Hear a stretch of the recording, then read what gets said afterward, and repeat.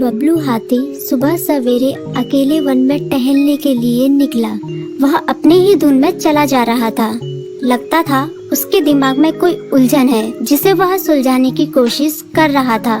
सड़क पर आगे बढ़ते ही उसके सामने चीकू खरगोश भागा। बबलू का पैर उसके ऊपर पड़ने ही वाला था कि चीकू जोर से चिल्लाया। उसकी आवाज सुनकर बबलू ने अपना पैर पीछे खींच लिया। कहाँ खोए हो बबलू भाई? कहीं नहीं, बस कुछ ऐसे ही सोच रहा था। किस बारे में? तुम जानकर क्या करोगे? शायद मैं तुम्हारी कुछ मदद कर सकूं। तुम तो जानते हो आजकल वन में कितनी चोरियां हो रही हैं, पर चोर का कोई अता पता ही नहीं है। इस बात को लेकर वन के सारे प्राणी चिंतित थे। वे वहाँ खुद को सुरक्षित महसूस नहीं कर रहे थे। अरे चीकू भाई, हम मजबूर हैं। हम चोर को पकड़ ही नहीं पा रहे हैं। वह बहुत चालाक है और अपने काम को बड़ी कुशलता से अंजाम दे रहा है। कहीं कोई सबूत ही नहीं छोड़ रहा। हमारे राजा इस बात को लेकर बहुत चिंतित हैं। यही कारण है कि हम सब इस बारे में सोच रहे हैं। अब तुम मेरी इसमें क्या मदद कर सकते हो? मैं कुछ सोचता हूँ, हो सकता है मुझे कोई उपाय सूझ जाए। प्रयास करने में कोई हर्ज तो नहीं है। तुम ठीक कहते हो चीकू, लेकिन वन के गुप्तचर भी अभी तक इसका कोई हल नहीं निकाल सके। इतना कहकर वे चुप हो गए। बबलू की बातों ने चीकू को सोचने के लिए मजबूर कर दिया। चीकू को उदास देखकर बबलू बोला, तुम अपना मन छोटा मत करो। मुझे अच्छा लगा कि तुमने मेरी परेशानी को समझा। कभी मैं भी इस वन के लिए गुप्तचर का काम करता था। एक बार मेरी टांग टूट जाने से मेरे अंदर फुर्ती नहीं रही। तब से मैंने यह काम छोड़ दिया। चीकू, तुम चाहो तो यह काम दोबारा कर सकते हो। वन के प्राणी ज्यादातर दिन में भोजन की तलाश करते हैं, वे रात को आराम करते हैं। तुम दिन रात दोनों में ही भोजन की तलाश में निकल सकते हो सकता है रात को तुम्हें कुछ ऐसी बातों का पता चल जाए जो हमारे काम की हो। हाँ बबलू, तुम ठीक कहते हो। मैं आज रात को वन में घूम कर इस बात का पता करने की कोशिश करता हूँ। थोड़ी देर बातें करके चीकू अपने बिल की ओर बढ़ गया और बबलू अपने रास्ते चला गया। चीकू के दिमाग में अभी तक बबलू की कई बातें घूम रही थी। उसे समझ नहीं आ रहा था वह बबलू की मदद कैसे करे। दिन भर वह उसी उधेड़-बुन में लगा रहा। शाम होते ही चीकू कुछ सोचने लगा और वह चुपचाप बिल से बाहर निकल आया। चीकू की पत्नी ने देखा तो बोली, इस समय कहाँ जा रहे हो? बाहर खतरा है। खतरा तो सुबह भी रहता है, लेकिन खतरों से डर कर हम भूखे तो नहीं मर सकते। मैं बाहर घूम कर आता हूँ। इतना कहकर चीकू रात को बिल से बाहर निकल आया। कुछ दूर जाकर उसकी नजर बंकू उल्लू पर पड़ी, जो कुछ ही दूरी पर था। वह पेड़ की डाल पर बैठा अपनी गर्दन चारों तरफ घुमा रहा था। वह तेजी से पेड़ की एक डाल से दूसरी डाल पर उड़ रहा था। बंकू की नजर उस पर नहीं पड़ी थी। कुछ सोचकर चीकू पेड़ के पीछे से बाहर निकलकर थोड़ी खुली जगह पर आ गया और वहाँ से बंकू उल्लू को देखने लगा। बंकू ने चीकू को अंधेरे में भी देख लिया, पर उसने उसमें कोई उत्सुकता नहीं दिखाई और अपनी गर्दन चारों ओर घुमाता रहा। चीकू बड़ी देर तक बंकू की हरकतों पर नजर रखे रहा। वह थोड़ी देर तक खुले मैदान में खड़ा रहा, पर बंकू ने उसे देखकर भी अनदेखा कर दिया। उसने महसूस किया कि बंकू के आसपास चमकू चमगादड़ भी मंडरा रहा था। कुछ देर वन में घूमने के बाद चीकू अपने बिल में लौट आया और सुबह होने का इंतजार करने लगा। अगली सुबह बबलू उसी रास्ते में जा रहा था। रास्ते में चीकू उसका इंतजार कर रहा था। आज बड़ी जल्दी आ गए बबलू। हाँ, आजकल मुझे चिंता की वजह से नींद नहीं आती। कोई नई खबर है क्या? यकीन से तो मैं नहीं कह सकता, पर मैं तुम्हें ऐसे प्राणी का नाम बता सकता हूँ जो शायद चोरों की मदद कर रहा है। कौन है वो? बंकू उल्लू। इतना कहकर चीकू ने रात की घटना उसे ज्यों की त्यों सुना दी। इसे सुनकर बबलू का माथा ठनका। बबलू की आंखें चौंधिया गई। तुम ठीक कह रहे हो। मुझे आज रात बंकू और चमकू पर नजर रखनी होगी। इतना कहकर वे दोनों अपने अपने रास्ते चले गए। बबलू रात को अपने साथियों के साथ बंकू पर नजर गड़ाए रहा। उसकी संदिग्ध गतिविधियों को देखकर बबलू ने उसे उसके साथियों चंकी और संकी लोमड़ के साथ पकड़ लिया। बबलू ने सख्ती से पूछताछ करनी शुरू कर दी। तुम इस समय बंकू चमकू के साथ क्या कर रहे हो? हम चारों दोस्त हैं, इसलिए साथ बैठकर बातें कर रहे हैं।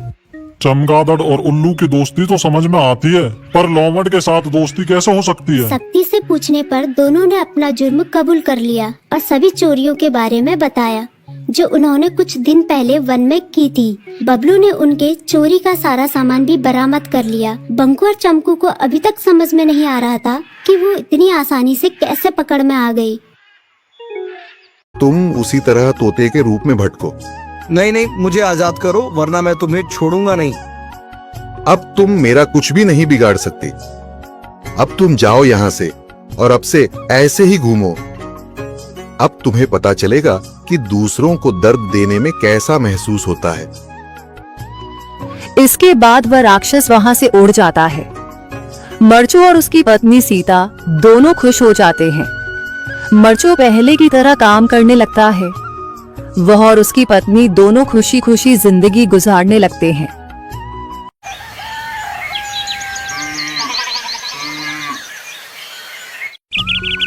मर्चू जंगल से लकड़ियां काटकर बाजार में बेचने गया, लेकिन उसे लकड़ियों के अच्छे दाम नहीं मिले।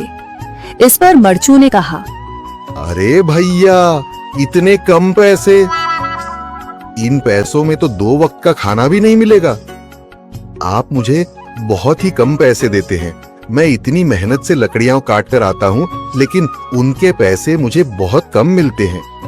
भैया, तुम्हारी लकड़ियां होती ही इतनी कमजोर हैं कि मैं इससे ज्यादा पैसे नहीं दे सकता। तुम्हारी लकड़ियों के बस इतने ही पैसे बनते हैं। अरे भैया, कुछ ज्यादा कर दो ना। वो क्या है ना कि इन पैसों का तो कुछ भी नहीं आता। मैं अपनी जिंदगी कैसे गुजारूंगा?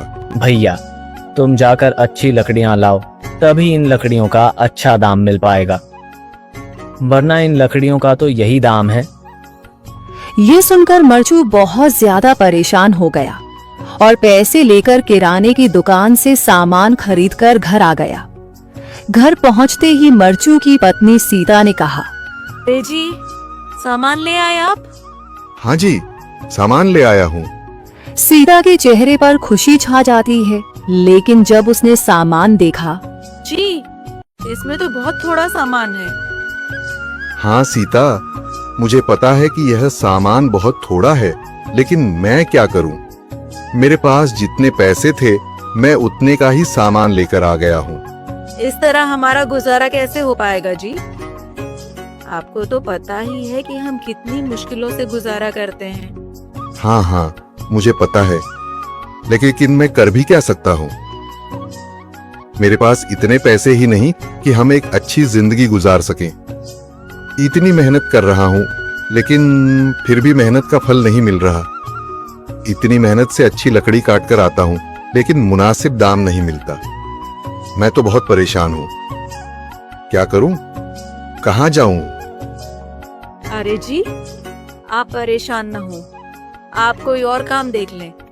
मैंने कई बार काम तलाशने की कोशिश की, पर किसी ने भी मुझे काम नहीं दिया।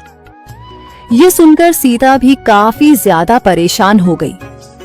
मर्चू से सीता की परेशानी नहीं देखी गई। उसने अपनी पत्नी सीता से कहा, मैं फिर से जंगल की ओर जा रहा हूँ। अरे जी, अभी मत जाइए ना, वैसे भी शाम हो रही है। आप कल चले जाइएगा, अभी मत जाइए। ठीक है, अगर तुम रोक रही हो तो मैं नहीं जाता। मैं कल चला जाऊंगा। इसके बाद मर्चू गांव में घूमने के लिए चला गया। तभी उसे एक आदमी मिला और उसने कहा, कहाँ जा रहे हो भैया? और सुनाओ, क्या हाल चाल है? जिंदगी कैसे गुजर रही है? अरे भैया, तुम्हें तो पता है कि लकड़ियां काटकर कैसे गुजारा होता है। हाँ भैया, तुम सही कह रहे हो। और आसपास के जंगलों में अच्छी लकड़ियां भी नहीं है। इसके लिए तो जंगल के अंदर जाना पड़ेगा। पर जंगल के अंदर तो काफी सारे जंगली जानवर होंगे। मुझे बहुत डर लगता है भैया, मैं जंगल में कैसे जाऊंगा?